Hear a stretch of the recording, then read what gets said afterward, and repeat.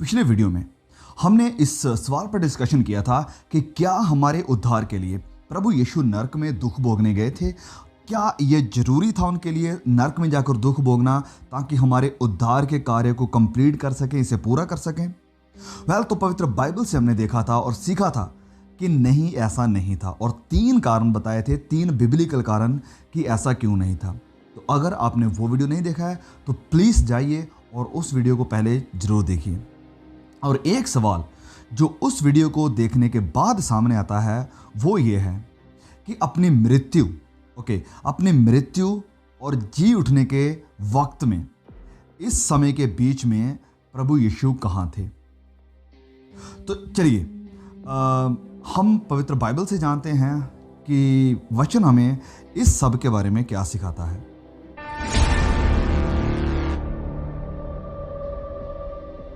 Friday शाम को प्रभु यीशु ने अपने प्राण त्याग दिए और उनके बदन को कब्र में रख दिया गया, और रविवार संडे मॉर्निंग को तीसरे दिन वह मुर्दों में से फिर जी उठे और उनकी कब्र खाली थी। लेकिन इस वक्त में जब वह कब्र के अंदर थे, जब उनका जो बदन था, जो शरीर था, कब्र के अंदर था, तो उनकी रूह, उनकी आत्मा, उनकी स्पिरिट कहाँ पर थी। पवित्र बाइबल इस सवाल का जवाब हमें ज़्यादा विस्तार से नहीं देती है, लेकिन कुछ बहुत ही क्लियर क्लूज हैं, कुछ बहुत ही क्लियर वचन है जो हमें सजेस्ट करते हैं, हमें बताते हैं कि वचन इसके बारे में क्या कहता है। अब एक बहुत ही फेमस बाइबल वर्स जिसे इस्तेमाल किया जाता है इस विचार को सपोर्ट करने के लिए, ध्यान से सुनिए, इस विचार को सपोर्ट करने के लिए कि यीशु नरक में गए थे। वो वचन है पहला पतरस अध्याय 3 18 और 20। इस वचन को लिया जाता है ये बात को सपोर्ट करने के लिए कि प्रभु यीशु नरक में गए थे। पतरस यहाँ इन वचनों में बात करते हैं प्रभु यीशु के क्रूस पर चढ़ाए जाने की, जी उठने की और कैदी आत्माओं को प्रचार सुनाने की। इन वचनों में कुछ भी ऐसा हिस्सा नहीं है जो ये हमें कहता है कि प्रभु यीशु को नरक की आग में दुख भोगना जरूरी था। इन वचनों में कुछ ऐसा हिस्सा है जो समझने में थोड़ा मुश्किल है, और इसी वजह से कई तरह की इंटरप्रिटेशन निकलकर हमारे सामने आती है। तो आइए इस वचन को सबसे पहले हम पढ़ते हैं और फिर देखते हैं ये वचन हमें क्या सिखाता है। तो लिखा है, इसलिए कि मसीह ने भी, अर्थात अधर्मियों के लिए धर्मी ने पापों के कारण एक बार दुख उठाया। एक बार, 2 बार नहीं, कि क्रूस के ऊपर भी और नरक में भी। वचन इस बात पर बिल्कुल क्लियर है। वचन कहता है कि पापों के कारण सिर्फ एक बार दुख उठाया ताकि हमें परमेश्वर के पास पहुंचाए। वह शरीर के भाव से तो घात किया गया, पर आत्मा के भाव से जिलाया गया। उसी में से उसने जाकर कैदी आत्माओं को भी प्रचार किया, जिन्होंने उस बीते समय में आज्ञा ना मानी, जब परमेश्वर नूह के दिनों में धीरज धरकर ठहरा रहा और वह जहाज बन रहा था जिसमें बैठकर थोड़े लोग अर्थात 8 प्राणी पानी के द्वारा बच सके। अब इस पैसेज को पढ़ने के बाद कई सवाल हमारे सामने आते हैं। सबसे पहले कि ये कैदी आत्माएं कौन है जिनकी जहाँ पर बात हो रही है, वह कहाँ पर थी और प्रभु यीशु ने उनको क्या प्रचार किया, और चौथा सवाल कि कब ये प्रचार किया गया। तो इन चारों सवालों में से सबसे पहले 2 सवालों का जवाब हमें यहूदा के द्वारा लिखे गए खत में मिल जाता है। यहूदा 1:6 में हमें ये पढ़ने को मिलता है। लिखा है कि फिर जिन स्वर्गदूतों ने अपने पद को स्थिर ना रखा, जिन स्वर्गदूतों ने, यहाँ पर बात हो रही है फॉलन एंजल्स की, वो स्वर्गदूत जिन्होंने परमेश्वर का विद्रोह किया और लूसीफर के साथ परमेश्वर के सिंहासन को छोड़कर आ गए थे। तो लिखा है कि फिर जिन स्वर्गदूतों ने अपने पद को स्थिर ना रखा वरन अपने निज निवास को छोड़ दिया, उसने उनको भी उस भीषण दिन के न्याय के लिए अंधकार में, जो सदा काल के लिए है, बंधनों में रखा है। बंधनों में यानी कैदी बनाकर रखा हुआ है। तो ये आत्माएं जिन्हें प्रभु यीशु ने जाकर प्रचार किया था, ये फॉलन एंजल्स हैं जिन्होंने नूह के समय में बहुत बड़ा गुनाह किया था, और अब वह बंदीगृह में है और इंतज़ार कर रहे हैं अपने न्याय का।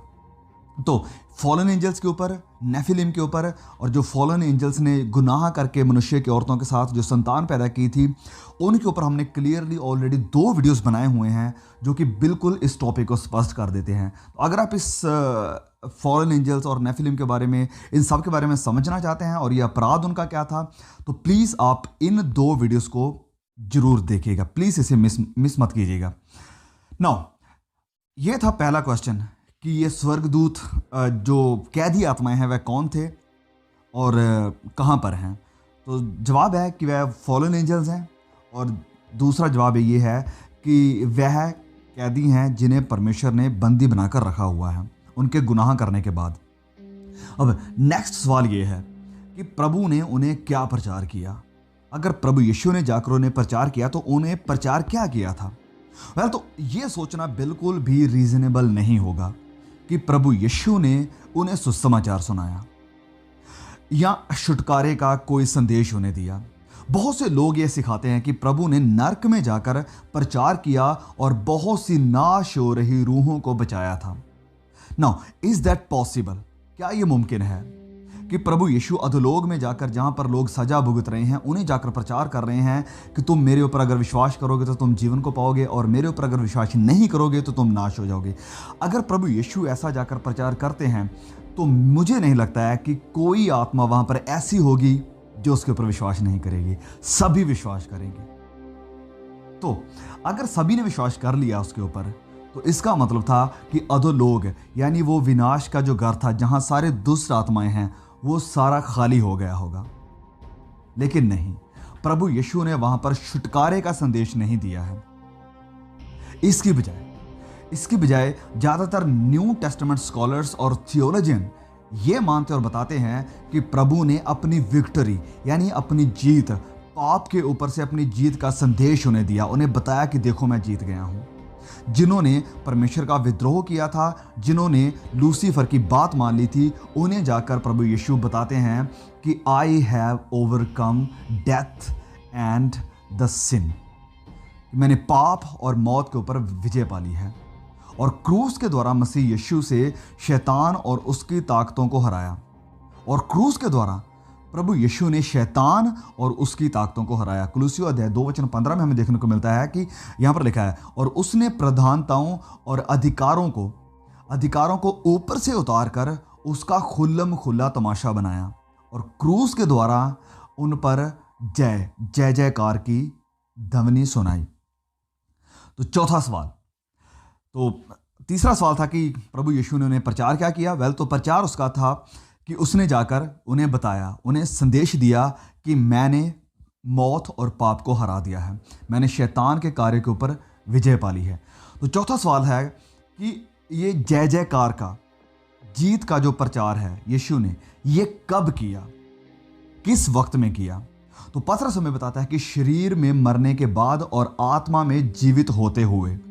तो यह क्लियर है कि मुर्दों में से जिंदा होने से पहले प्रभु ने इन कैदी आत्माओं को विजिट किया और उन्हें अपनी जीत का संदेश दिया।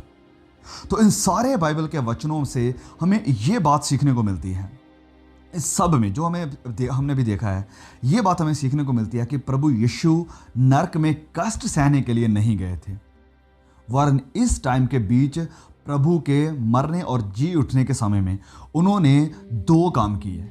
ध्यान से सुनिए, उन्होंने 2 काम किए। पहला काम, वह पैराडाइज यानी स्वर्ग लोक में गए, जहां पुराने नियम के सारे विश्वासी थे, सारे सेंट लोग थे, जैसे अब्राहम, आइजैक, यूसुफ, दानियल, ये सब लोग। प्रभु यीशु उनके पास गए स्वर्ग लोक में यानी पैराडाइज में, और उस थीफ को जिसके साथ प्रभु यीशु ने वादा किया था कि आज ही तो मेरे साथ स्वर्ग लोक में होगा, उसे भी अपने साथ वहां पर लेकर गए, जिसका जिक्र हमें देखने को मिलता है लूका अध्याय 23 में, जिसकी बात हमने पिछले वीडियो में विस्तार के साथ की है। और दूसरा काम जो उन्होंने किया, पहला काम था वह पैराडाइज में गए, स्वर्गलोक में गए विजिट करने के लिए, और दूसरा काम जो उन्होंने किया था वो था कि प्रभु ने अपनी जीत का संदेश उन दूतों को दिया जिन्होंने परमेश्वर का विद्रोह किया था और जिन्होंने गुनाह किया था। किसी भी अनक्लियर वचन को, सुनिए मेरी बात को, किसी भी अनक्लियर वचन, जैसे कि ये वचन था पहला पतरस, किसी भी ऐसे अनक्लियर वचन को कभी भी कोई भी उठाकर किसी भी प्रकार की शिक्षा बना सकता है, लेकिन हमें ज़रूरत है क्लियर वचन को देखने की। हमें ज़रूरत है बिल्कुल क्लियर स्पष्ट वचन को देखने की, जैसे कि लूक 23, लूक उसका 23 अध्याय। प्रभु यीशु इस वचन में साफ साफ हमें बता रहे हैं, जब वह उस थीफ से, उस डाकू से कहते हैं कि आज ही तो मेरे साथ स्वर्गलोक में होगा। तो उम्मीद है कि आपको ये सारा कॉन्सेप्ट समझ में आ गया होगा कि इन 3 दिनों के बीच में, यानी कि प्रभु यीशु अपने मृत्यु और जी उठने के समय के बीच में कहाँ पर थे। तो वह दुख भोगने के नहीं गए थे, वह नरक की आग में नहीं गए थे। उन्होंने उस टार्टरस, यानी वो जगह जहाँ पर शैतान के दूतों को बंदी बनाया गया है, जहाँ पर सारी दुष्ट आत्माएं हैं, वहाँ पर प्रभु ने विजिट किया, लेकिन दुख भोगने के लिए नहीं, वरन उन्हें संदेश देने के लिए। और दूसरा काम जो प्रभु ने किया वो किया था कि वह पैराडाइज में गए थे, जहाँ पर अब्राहम, आइजक, याकूब और सब पवित्र लोग हैं जो कि पुराने नियम में थे, जिन्होंने विश्वास के द्वारा उद्धार को ग्रहण किया है। तो परमेश्वर इस संदेश के द्वारा आपको बहुत आशीष दे। अच्छा लगा, कुछ सीखने को मिला है तो प्लीज़ इसे शेयर जरूर कीजिएगा। जल्द मिलते हैं एक और नए वीडियो के साथ, तब तक के लिए सभी को प्रभु यीशु मसीह के नाम में जय मसीह की।